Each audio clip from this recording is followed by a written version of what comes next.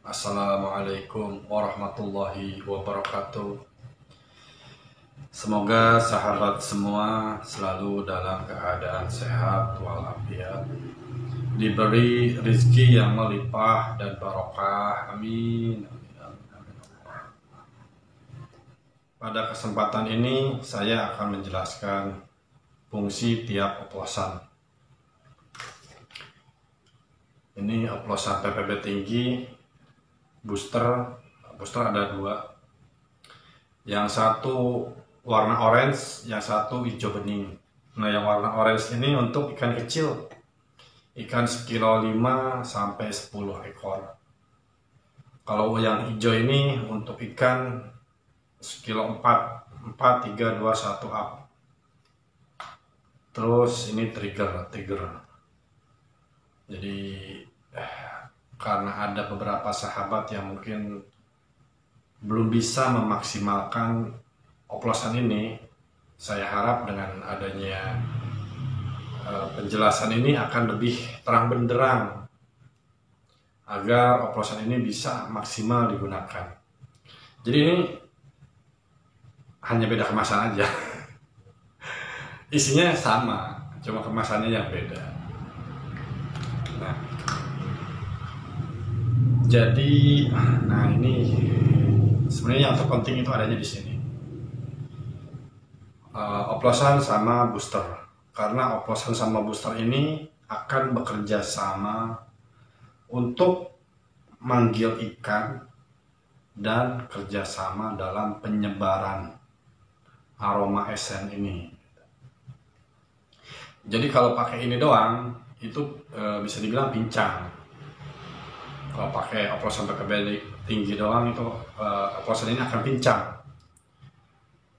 Begitupun ini, dengan adanya ini akan pincang. Kok pincang? Kenapa? Nah, kalau dilihat lagi oplosan PPB tinggi ini pemakaian amisannya ini hanya sebagai pelengkap. Jadi tujuannya hanya sebagai pelengkap. Termasuk booster ini. Booster ini tujuan dan fungsi utamanya adalah pertama sebagai carrier oil. Jadi tujuan utamanya itu bukan ngasih amis, tapi lebih ke carrier oil. Yang kedua baru amisan. Nah, jadi ini akan kerjasama. Ini main di dasar, ini main di atas karena minyak oil base, ini water base, cuma main di dasar. Begitu ini ketemu, dia akan saling bekerja sama untuk menyebarkan aroma. Karena bawaan dari minyak ini, yang ini tadinya di dasar jadi ikut ke atas dan menyebar.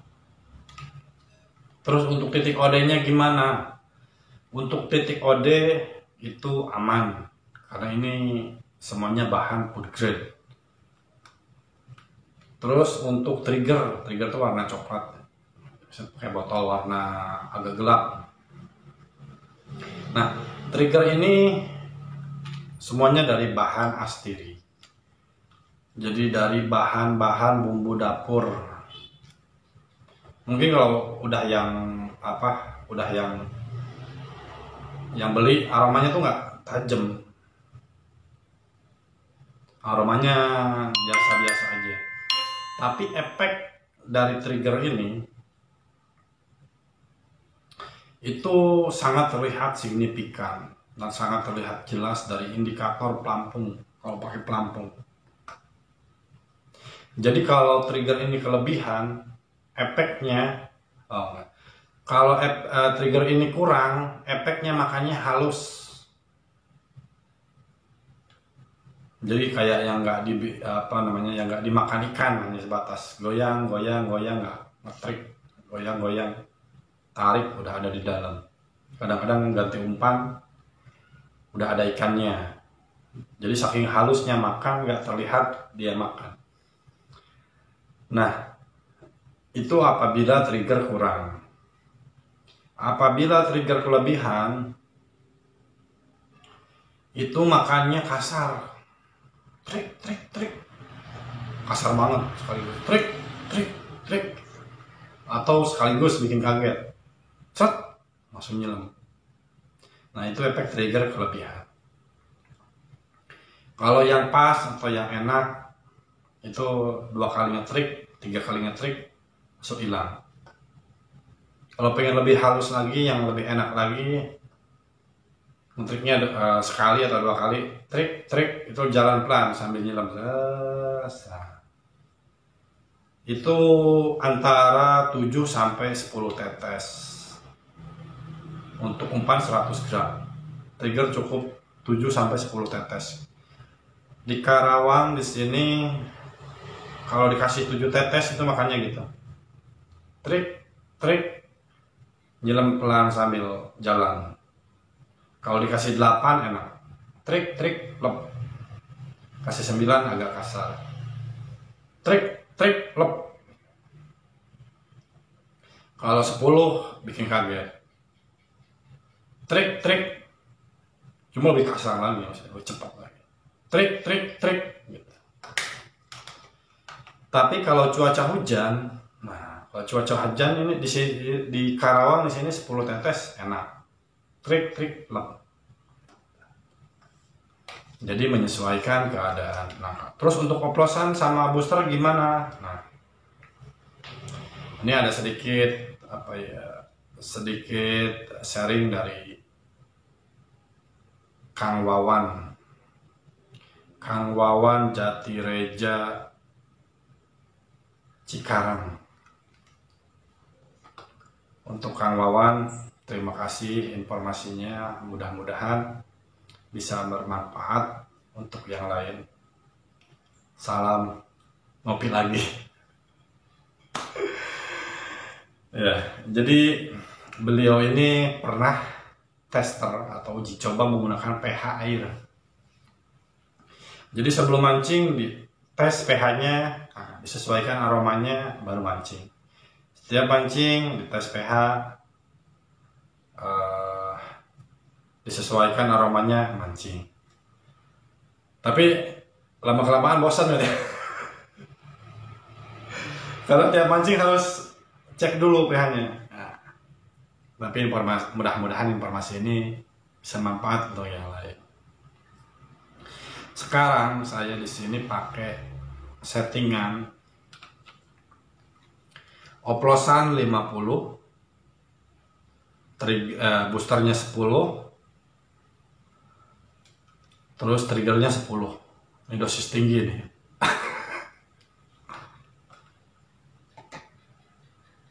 Cuma kalau hujan saya kasih 10, kalau nggak hujan saya kasih 8 tetap. Kenapa? Jadi kata informasi dari Kang Wawan, air empang itu rata-rata pH-nya 7,5 sampai 8. Air hujan pH-nya itu 11. Jadi begitu air hujan dengan air empang biasanya jadi 9 pH-nya. Itu informasi yang saya dapat dari Kang Wawan. Nah, terus aroma apa yang cocok untuk pH 9? Kan pertanyaannya itu. Beliau mengatakan aroma yang cocok untuk pH 9 adalah aroma yang amis tajam atau amis nyengat dan wangi nyengat atau wangi tajam.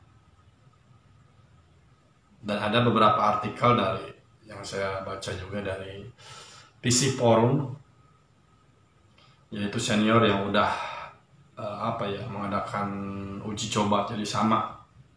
Itu informasinya tidak beda jauh. Nah, mudah-mudahan dengan adanya informasi ini ada yang bisa diambil manfaatnya. Nah, terus untuk pH 9 ini aroma dominan apa yang paling cocok? Nah, informasi yang saya dapat dari Kang Wawan itu ada 3. Cuma saya buka 1. Yang 2 biar buat saya. Jadi yang paling dominan atau yang sangat terasa efektif, kata beliau, itu sereh. Sereh ini sangat efektif sekali saat sedang hujan atau setelah hujan. Jadi untuk ngimbangin pH ini. Nah, sebenarnya udah ada di trigger semua. 3 bahan yang salah satu udah saya sebutkan di trigger udah ada. Jadi nggak usah ditambah-tambah lagi juga, nggak masalah. Kalau pengen saya pengen lebih tajam lagi nih, boleh triggernya ditambah esensialnya. Kalau ini kan pakai yang murnian, jadi aromanya tidak terlalu keluar. Boleh ditambah sereh triggernya. Dari 10 ml cukup sekitar 5 tetes. Nah, lanjut ya sahabat. Jadi esen ini sebenarnya hanya untuk manggil. Nomor 1 adanya di umpan. Ini saya ada sedikit cerita. Mudah-mudahan cerita ini bisa diambil manfaatnya. Cerita ini saya dapat dari orang Madiun. Jadi sebelum beliau order esen ini, ketiga esen ini,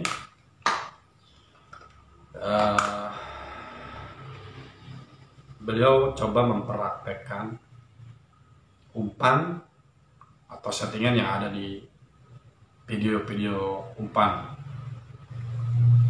Nah, ada satu yang beliau sampai saat ini pakai, yaitu minyak zaitun. Jadi beliau ini jarang bikin umpan racikan, umpannya itu dadakan, dan setiap mancing pakai umpan dadakan, beliau bilang atau mengatakan pasti ditambah minyak zaitun 1 sendok.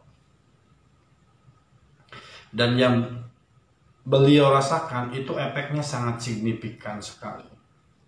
Yang tadinya dapat 2-3 ekor, itu jauh lebih baik. Nah, minyak zaitun, fungsi minyak zaitun itu sebenarnya sebagai carrier oil. Carrier oil ini yang akan membawa aroma, kandungan umpan, entah itu protein, asam amino, entah itu rasa, diangkutlah sama carrier oil ini dan disebarkan ke segala penjuru sesuai arus.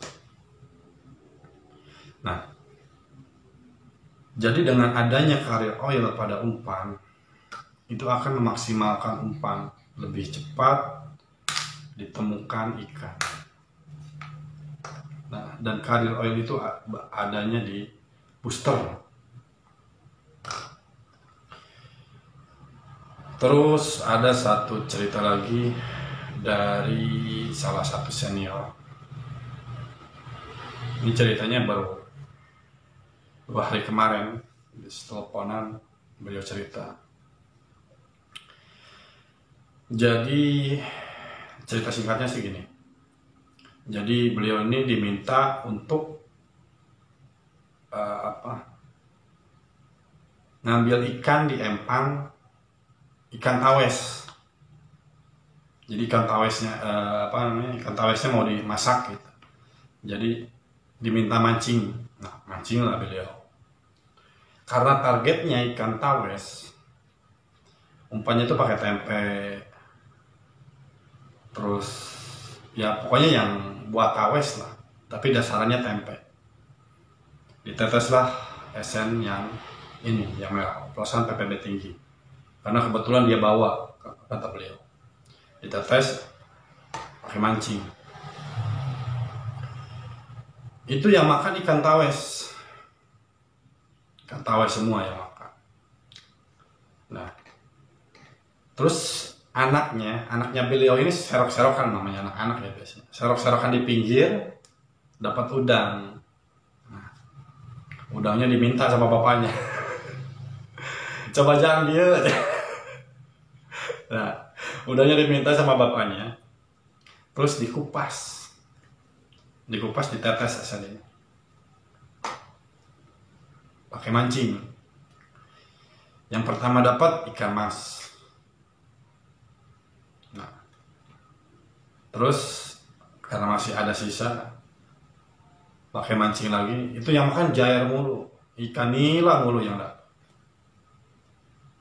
Nah, dari pengalaman ini, kata beliau, jadi dia coba mancing ke waduk, kalau apa ya, saya lupa. Pokoknya salah satu waduk di dekat daerah Tasik. Nah, jadi berangkatlah bertiga, yang 2 pakai lumut, beliau cuma pakai udang. Jadi beli ke toko pancing, katanya beli udang 1/4, terus dikupasin, ditetes es. Yang mancing jam berapa ya? Ya kalau nggak salah 3 jam atau 4 jam, punya beliau ini udah habis umpannya. Orangnya udah dapat 2 kilo atau 3 kiloan, kata beliau. Dan yang 2 orang ini yang pakai lumut, ini masih nagen mancing. Nah, mungkin ini informasi pentingnya. Kata beliau gini, kalau kita lihat lihat orang tua zaman dulu, kalau mancing itu umpannya nggak macem-macem. Mau mancing tawes, mau mancing emas, mau mancing bawal, gurame, umpannya satu, cacing.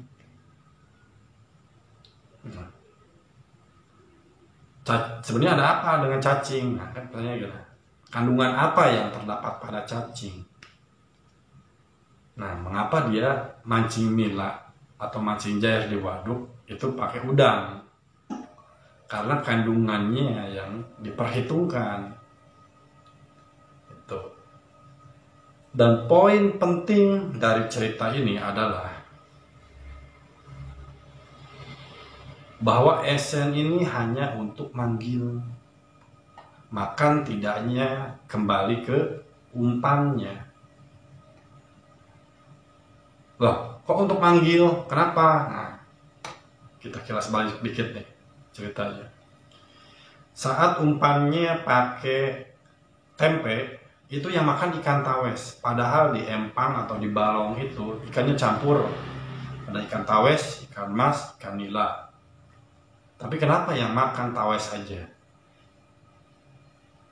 Karena dasaran tempe, ikan tawes lebih suka. Nah, terus yang kedua pakai udang. Saat mancing pakai udang, esennya sama. Itu yang makan pertama ikan mas, yang kedua nila, dan seterusnya. Kenapa? Karena umpannya ini lebih disenangi oleh nila. Jadi poin pentingnya adalah esen ini hanya untuk manggil, makan tidaknya kembali ke umpan.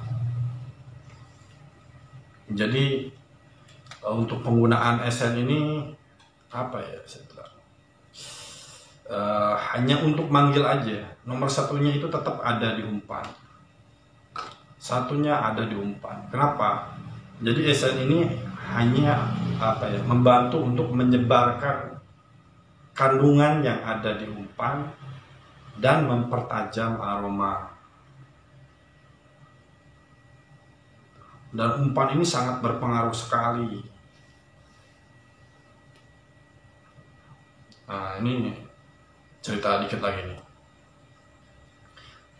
Hari apa ya, saya lupa nih. Kalau nggak salah hari Sabtu kalau nggak salah. Jadi ada sahabat yang dari Adiarsa, masih daerah Karawang juga. Dia order esen juga. Kang, di sini nggak jalan. Oh siap. Saya boleh nggak saya ikut mancing? Saya pengen tahu juga ya. Siap. Berangkat. Mulai jam 11:30 sampai 11:30. Mancing di sana. Begitu start awal, saya bawa dulu bleg. Mulai mancing. Hasil akhir saya dapat 2 ekor. Kanan 2 ekor, kiri 2 ekor. Karena selesainya jam setengah 2, jam 1 saya udah pulang dan pamitan dulu sama beliau. Saya bilang, saya pamit duluan karena jam 2 mau turun lagi di empang belakang. Oh siap. Sahabat saya ini dapat 2 juga. Nah, mancinglah saya di jam 2, saya mancing lagi di empang yang biasa saya mancing. Esen, umpan, teknik sama. Start awal bandul, blek blek blek. Dua kali bandul, tengah sama depan, baru mulai mancing. Begitu buang buang bandul, start, ikan udah terlihat perpes pada datang. Lempar nggak lama jadi. Hasil akhirnya saya dapat 10 ekor, sebelah kirinya dapat 2, depan dapat 3. Nah, dari sini dari sini terlihat bahwa umpan yang sama, esen yang sama, di empang yang berbeda itu hasilnya berbeda juga. Umpan yang menurut saya bagus di empang yang tempat biasa saya mancing, ternyata dibawa ke tempat lain di Adiasa sekitar, kalau naik motor sekitar 15 menit, ternyata saya anggap nggak bagus. Kenapa? Karena dari hasil akhir dari tetangga kiri kanan itu umpan ini hanya sekedar makan, nggak bisa lebih unggul dari tetangga. Nah, berarti butuh perbaikan lagi untuk empang yang lain. Butuh butuh perbaikan menyesuaikan dengan empang yang ada. Sama cerita lagi dari orang Cikarang, orang Rengas Bandung, Akang yang Rengas Bandung. Ngopi. Jadi beliau beberapa kali segini, alhamdulillah udah kayak saudara. Jadi bawa umpan dari sini dibawa buat tester di sana. Nah, saat dipakai mancing itu sengaja umpan ini dibareng. Jadi umpan sahabat saya yang biasa dipakai di empang itu dan umpan dari sini, bawa dari sini. Itu udah jadi 2 kail beda umpan. Jadi 1 kail, 2 rangkaian beda umpan. Lempar. Ini kalau dibikin kayak gini, lempar kata beliau ini, setiap makan itu pasti umpannya dia.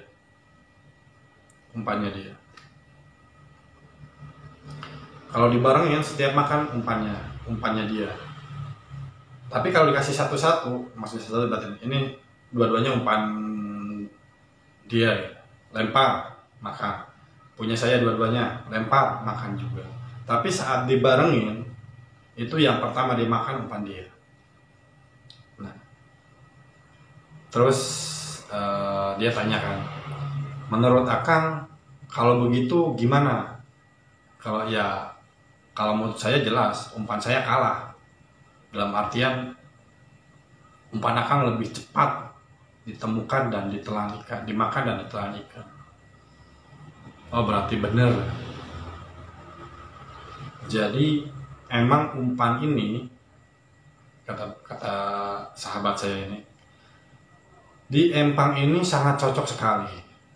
Begitu dibawa ke empang lain, umpan yang ini yang lebih cocok, maksudnya umpan yang beda yang cocok. Nah, disinilah. Jadi tetap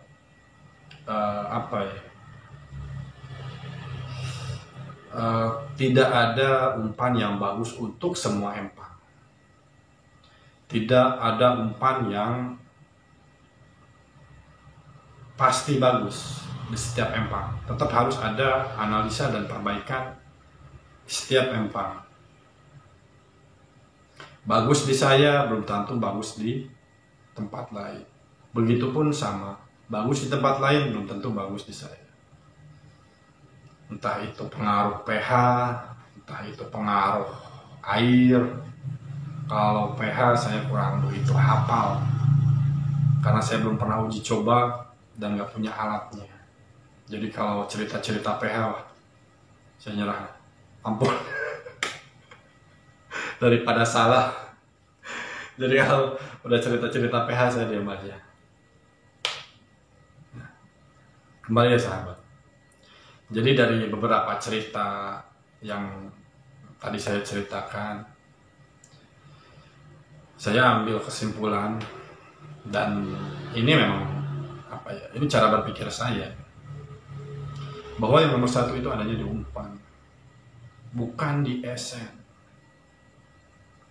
Esen ini hanya untuk manggil aja. Jadi saat ikan datang, umpannya nggak masuk, ya ikan hanya lewat. Dan yang saya tahu, dari beberapa artikel yang saya baca,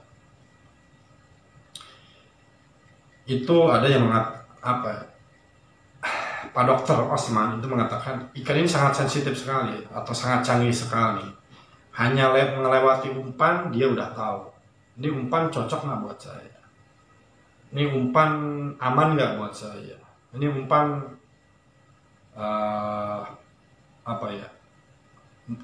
ya cocok nggak buat saya. Ada lagi yang mengatakan bahwa dari kumisnya, jadi ikan mas ada kumis kecilnya di sini. Nah, yang menentukan umpan ini akan dimakan dan ditelan itu ini. Jadi sensornya ada di sini. Jadi saat begitu dia mencium aroma umpan datang, jadi si kumisnya ini yang mendeteksi ini umpan ini cocok nggak buat saya.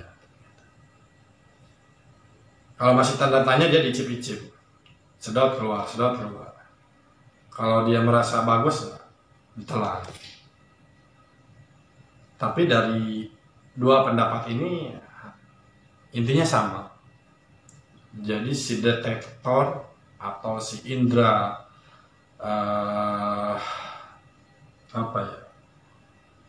indranya ini bisa mendeteksi apakah umpan ini cocok, apakah umpan ini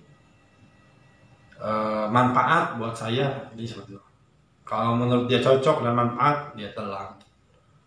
Kalau sekiranya kurang, ya paling dimakan sekali, tinggal efek pelakunya paling tik, udah lewat. Sekian video kali ini, mudah-mudahan ada informasi yang bisa diambil manfaatnya. Untuk sahabat semua, jangan lupa jaga kesehatan. Terima kasih. Assalamualaikum warahmatullahi wabarakatuh.